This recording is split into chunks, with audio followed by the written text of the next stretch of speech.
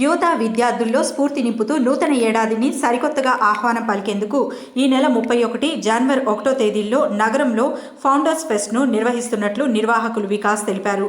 Somajiguda press క్లబ్లో adventure సంస్థ ఆధ్వర్యంలో నాంపల్లిలోని పబ్లిక్ గార్డెన్స్లో నిర్వహించనున్న ఫెస్ట్కు సంబంధించిన పోస్టర్ను సానియా ఇస్మాయిల్తో కలిసి ఆవిష్కరించారు.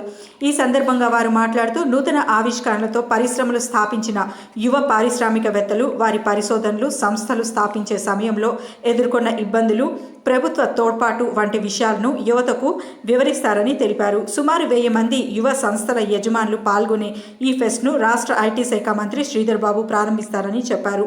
పాత ఏడాదికి వీడ్కోలు పలుకుతూ కొత్త ఏడాదికి ఆహ్వానం పలికే వేడుకలు ఆలోచించే విధంగా ఉండడం లేదని, వాటికి భిన్నంగా ఈ కార్యక్రమాన్ని నిర్వహిస్తున్నట్లు చెప్పారు.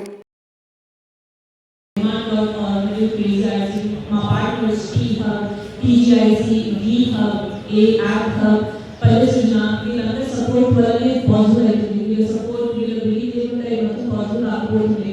మీరందరూ 31st మరియు ఫస్ట్ రోజు మీ ఫ్యామిలీస్, మీ ఫ్రెండ్స్ రండి. 12 ఈవెంట్ సైట్ స్టార్ట్ అవుతుంది. 12 to 10 PM. మీరు ఎప్పుడైనా రావచ్చు 31st ఫస్ట్ రోజు.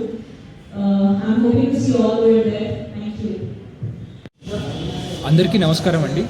అడ్వెంచర్ పార్క్ అనే సంస్థ డిసెంబర్ 31 జనవరి 1 తారీఖున మన నాంపల్లి పబ్లిక్ గార్డెన్స్లో ఫౌండర్స్ ఫెస్ట్ అనే ఈవెంట్ చేస్తున్నారండి.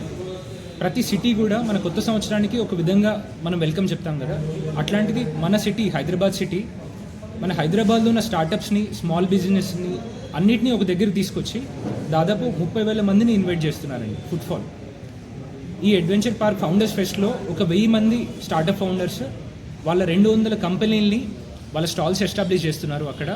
ఈ ఫౌండర్స్ ఫెస్ట్ ముఖ్య ఉద్దేశం ఏంటంటే ప్రజలందరినీ, ఎస్పెషల్లీ యువత